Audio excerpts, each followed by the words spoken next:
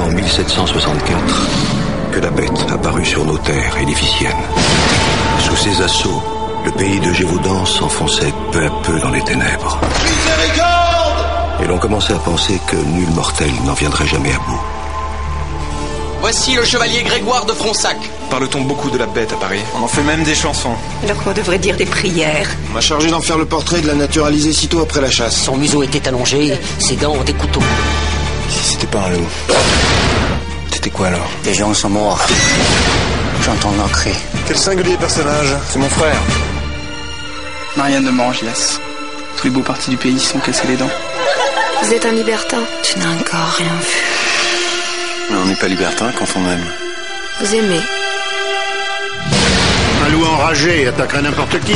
Aucun animal n'a des crocs de fer, monsieur. Vous vous moquez. Que sais-tu de la bête? Elle va continuer à tuer. Cette fois, nous l'aurons.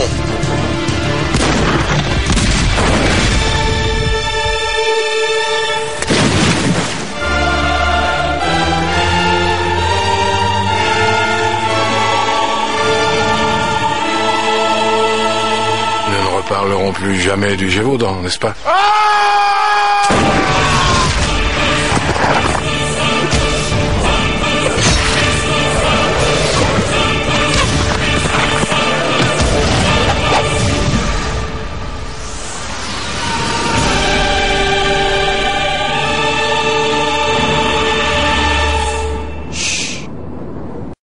Bonjour à tous et soyez les bienvenus dans cette toute nouvelle vidéo d'État Critique. Quelle que soit la civilisation, la culture ou le pays où elles ont pu jaillir, les légendes ont une vie très solide. Elles traversent les décennies, les générations, les siècles avec une aisance telle que le temps est devenu l'une des principales bases de leur mythologie. Une légende vieille de 500 ans suscitera sûrement plus de fascination qu'une légende urbaine actuelle, car elle possédera sans doute plus de mystères, plus de secrets qui se sont évaporés progressivement d'année en année. Vous connaissez tous la légende du monstre du Loch Ness, du Yeti ou de Bigfoot. Eh bien, notre film du jour s'intéresse à une légende encore plus ancienne et sans doute plus mystérieuse, plus sanglante également. La légende d'une créature bien particulière qui a sévi ici, en France, chez nous, dans le nord de l'ancien pays du Gévaudan, l'actuel Lozère. Aujourd'hui, je vais vous raconter l'histoire d'une bête monstrueuse, terrifiante et sanguinaire, une légende pleine de secrets et de zones d'ombre qui se sont évanouies dans le temps, un terrible conte qui a traversé le temps afin d'arriver jusqu'à nous pour continuer à nous fasciner. Aujourd'hui au programme donc, nous allons revenir sur un film qui s'inspire très librement de ce fameux mythe, la légende de la bête du Gévaudan, et qui s'avère en plus être l'un des plus gros budgets du cinéma français à l'époque, projet très ambitieux qui s'avérera finalement très rentable, aussi bien en France qu'ailleurs. Je veux bien évidemment parler du film Le Pacte des loups, sorti en France le 31 janvier 2001 et réalisé par Christophe Gans. Passionné par le cinéma depuis sa tendre enfance, Christophe Gans débutera sa carrière en devenant rédacteur en chef du magazine spécialisé Starfix. Nous sommes au cœur des années 80 et à cette époque, Gans rêve déjà depuis longtemps de réaliser ses propres films plutôt que de revenir longuement sur ceux des autres. Sa première réalisation sera la partie The Drowned du film Necronomicon sorti en 1994. Son travail sera remarqué un peu partout où le long métrage sera diffusé, ce qui lui permettra un an après de signer Crying Freeman, produit par Samuel Hadida et Brian Yuzna, avec Mark Dacascos dans le rôle titre. Le style graphique de Gans surprend beaucoup de monde. Créateur de fresques complexes, Gans signera donc Le Pacte des loups en 2001, son second film, qui connaîtra un très gros succès qui lui permettra de s'expatrier à Hollywood. En 2006, il signe Silent Hill, adaptation du célèbre jeu vidéo du même nom. Et depuis, deux projets très attendus. Une nouvelle adaptation du héros Fantomas créé par Pierre Souvestre et Marcel Alain, adaptation qui n'aurait rien à voir avec les films avec Jean Marais et Louis de Funès, comme en atteste le ton chaotique de cette affiche diffusée à Cannes en 2009. Le projet repoussé est aujourd'hui en stand-by. L'autre film est une adaptation de La Belle et la Bête sur laquelle Christophe Gans plancherait au moment où je vous parle. Au casting du Pacte des loups, nous pouvons retrouver un parterre de comédiens et comédiennes provenant de tous les horizons, les vedettes montantes du cinéma français, les acteurs d'expérience et également deux noms provenant d'un cinéma plus international. Prenons les deux principaux comédiens du film, Samuel Le Bihan et Vincent Cassel, deux espoirs qui devaient devenir ensuite des acteurs respectés dans la profession. Le Bihan est né en 1965 à Avranches, dans la même ville que moi, mais à l'âge où moi je réalise aujourd'hui des vidéos critiques sur internet, lui débuta sur les scènes de théâtre où peu à peu on commença à parler de son talent. Capable de formidables performances sur scène, Le Bihan va devenir un comédien très respecté dans le milieu, en défendant notamment les textes de certains grands auteurs comme Victor Hugo ou Corneille. Au cinéma, il jouit d'une carrière éclectique comme en attestent ses rôles dans les films Jet Set, Restons groupés, La Mentale, Disco, Frontières, Des poupées et des anges, Mérine l'ennemi public numéro 1 dans lequel il retrouve d'ailleurs son partenaire dans le Pacte des loups, Vincent Cassel. Ce dernier, révélé en 1995 dans La haine de Mathieu Kassovitz, deviendra l'un des acteurs français sur lequel il faudra désormais compter à l'époque de la sortie du Pacte des loups, mais également des Rivières pourpres en 2000. Deux succès qui donneront à Cassel une liberté d'action qui lui permettra d'enchaîner des rôles toujours plus complexes dans des films toujours plus singuliers. De Irréversible en 2002 à Mérine en 2008, en passant par Blueberry, Shaitan, Notre jour viendra, Black Swan, Le Moine ou Ocean's 12 pour ne citer que. À leur côté dans le Pacte des loups, nous pouvons retrouver Émilie Dequesne, Monica Bellucci, Jérémy Régnier, Marc Dacascos, Jean-Yann, Jean-François Stévenin, Jacques Perrin, Edith Scobb, Bernard Farcy et Philippe Naon. Sans transition, de quoi parle notre film du jour? 1766, une mystérieuse créature massacre de nombreuses victimes dans les montagnes du Gévaudan. Impossible de l'identifier et de l'arrêter. Au vu de l'état des cadavres qu'il sème, on suppose qu'il s'agit d'un monstre gigantesque, assoiffé de sang que rien ne peut stopper. Grégoire de Fronsac, accompagné de son ami indien Mani, est envoyé sur place pour trouver la bête et tenter de déterminer ses origines, son portrait. Sur place, il fait la connaissance d'une jeune femme, Marianne de Morangias, dont il tombera amoureux, ainsi que du frère de celle-ci, Jean-François. La famille de Morangias est l'une des plus importantes et des plus puissantes familles du pays. Peu à peu, de Fronsac va comprendre qu'il n'est peut-être pas le bienvenu dans cette région. Cette fiction, car oui, il s'agit bien d'une fiction, malgré le fait qu'il s'agisse d'un film tiré en partie d'une histoire vraie, celle de la bête du Gévaudan, possède un mélange de genres cinématographiques très singulier et assez inhabituel pour un film français. Nous allons revenir sur tout ça, mais avant, parlons un peu de la célèbre histoire de la bête du Gévaudan. Le 30 juin 1764, Jeanne Boulet, 14 ans, est retrouvée morte dans un petit village au cœur du Gévaudan. Son cadavre est violemment lacéré comme si elle avait été agressée par une bête féroce. Elle est la première victime officielle d'une créature que l'on nommera bientôt la bête du Gévaudan. Sa mort fait suite à des agressions violentes dans la région, d'autres morts également, même si cela n'a jamais pu être vérifié. Ce qui débuta comme un simple fait divers va devenir une affaire nationale, secouant même la sphère royale qui gouvernait à l'époque le pays. De 1764 à 1767, plus d'une centaine d'attaques vont être répertoriées, causant la mort de 88 à 124 personnes. Alors pourquoi les chiffres ne sont pas précis? Parce que certains décès ont pu être liés par erreur aux agressions de la bête et d'autres non. Rappelons qu'à l'époque, les moyens dont disposaient les personnes chargées de l'enquête sur les morts de la bête du Gévaudan étaient largement plus limités qu'aujourd'hui. Dès 1764, des battues vont être organisées dans les forêts pour débusquer cette bête que rien ne semble arrêter. Le capitaine Duhamel et ses hommes, des militaires expérimentés présents dans la région, sont engagés pour sortir la bête de son trou, mais jamais ils ne croiseront son chemin. Et pendant ce temps, les morts s'entassent. La bête n'hésitait pas à attaquer en plein jour au cœur des villages, dans les champs. Les principales victimes étaient des femmes et des enfants sans aucun moyen de défense. Étant donné que personne n'avait idée réellement de quel genre de bête il s'agissait, des rumeurs et des fantasmes ont commencé à circuler. Est-ce un gros chien, un loup-garou, une créature envoyée par Dieu, un homme déguisé en bête? Fait-il partie d'un complot chargé de déstabiliser le roi de France Louis XV? Le fait divers va prendre de l'envergure, beaucoup d'envergure. Le conseiller du roi va envoyer sur place un homme considéré comme le meilleur chasseur de loups de tout le pays pour tuer la bête, Martin de Neval. Nous sommes au début de l'année 1765, ça fait 1 an que le monstre sévit. Les chasses s'avéreront infructueuses. Le marquis de Morangies, l'un des plus riches notables du pays, fait renvoyer de Neval et ses hommes sur Paris. Pendant ce temps, le massacre continue. L'affaire fait grand bruit. Toute l'Europe en parle désormais. Louis XV veut en finir avec cette histoire qui commence à trop faire parler d'elle. Il envoie son porte-arquebuse, François Antoine, dans le Gévaudan pour en finir.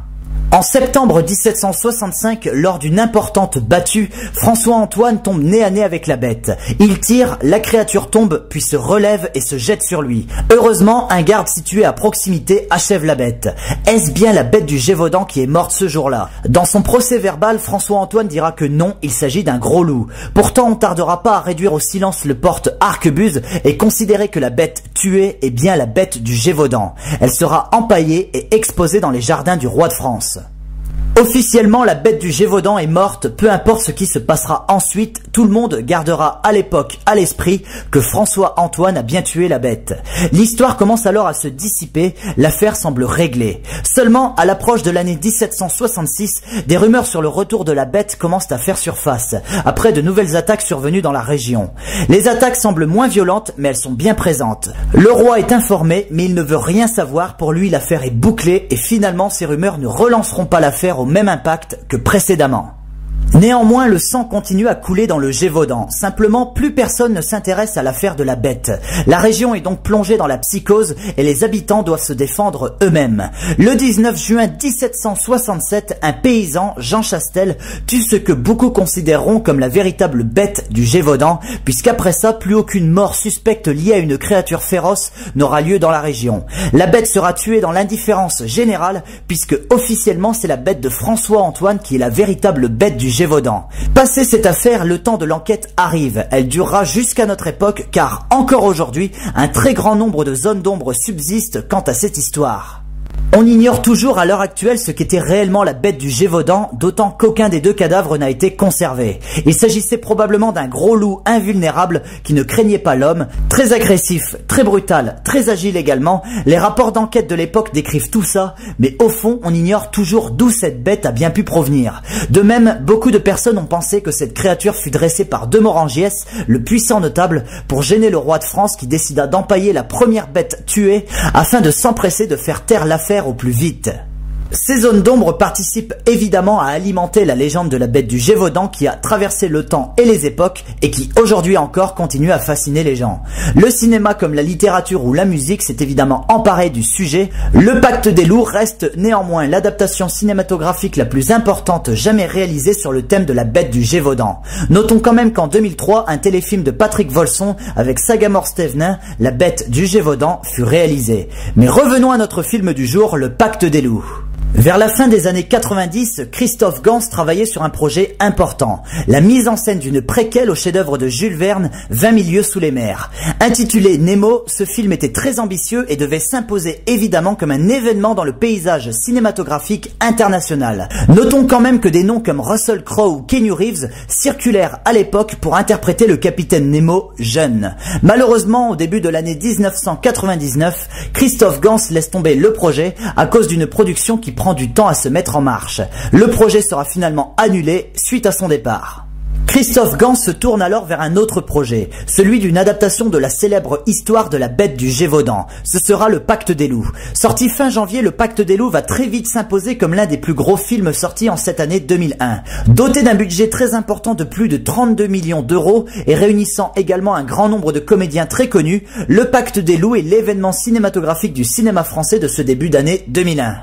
Le succès sera au rendez-vous, plus de 5 millions de spectateurs se déplaceront dans les salles et Le Pacte des loups se classera à la 6e place des plus grands succès de l'année, derrière Harry Potter à l'école des sorciers, Le fabuleux destin d'Amélie Poulain, La vérité si je mens 2, Le Seigneur des Anneaux, La communauté de l'anneau et Le Placard. Le Pacte des loups connaîtra également une carrière internationale plutôt honorable et réunira quand même, toute exploitation confondue, plus de 70 millions de dollars de recettes.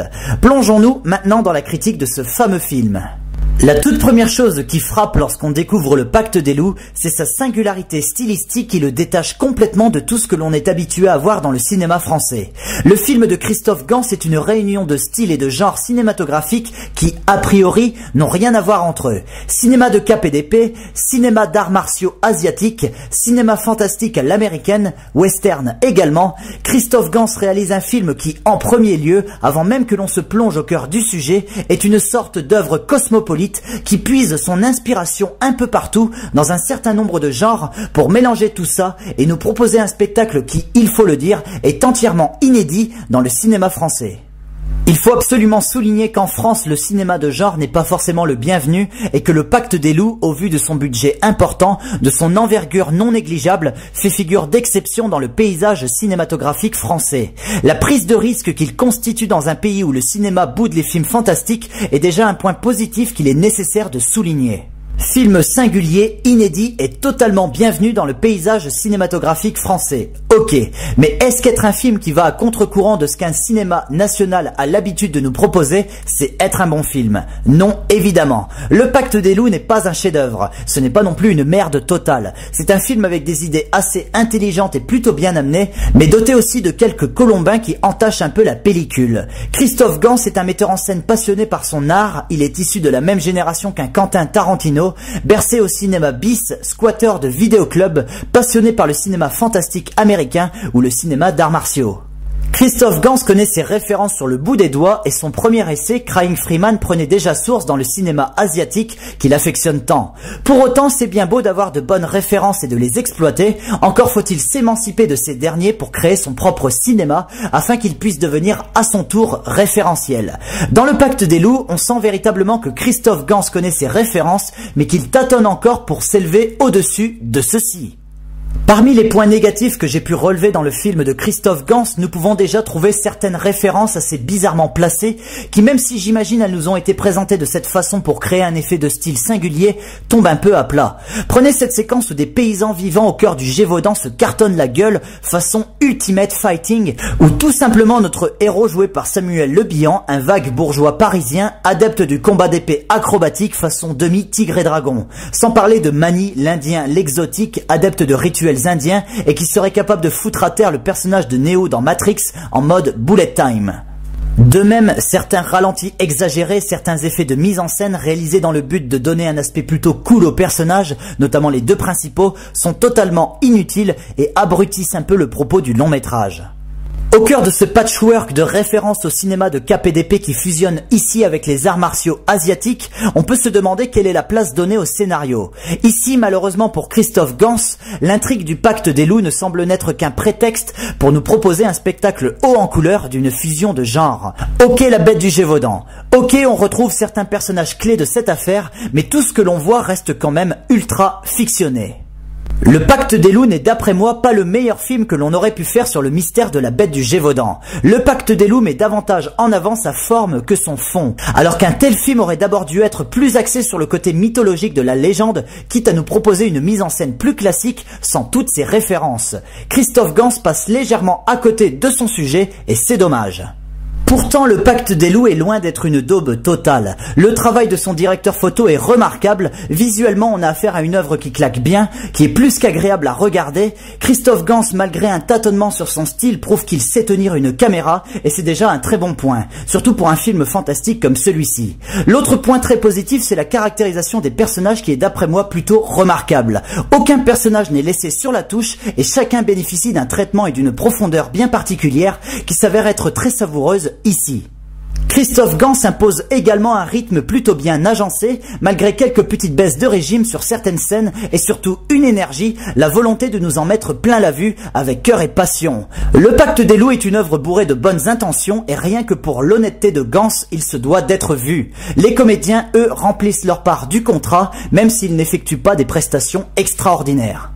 En conclusion, le Pacte des loups est une étape, une marche dans la carrière d'un metteur en scène qui cherche encore son style, esthétiquement bancal, des références assez bizarrement amenées, un montage trop assuré qui baise un peu certaines séquences, un scénario pas inintéressant mais un peu trop excentré de la légende dont il s'inspire, etc., etc.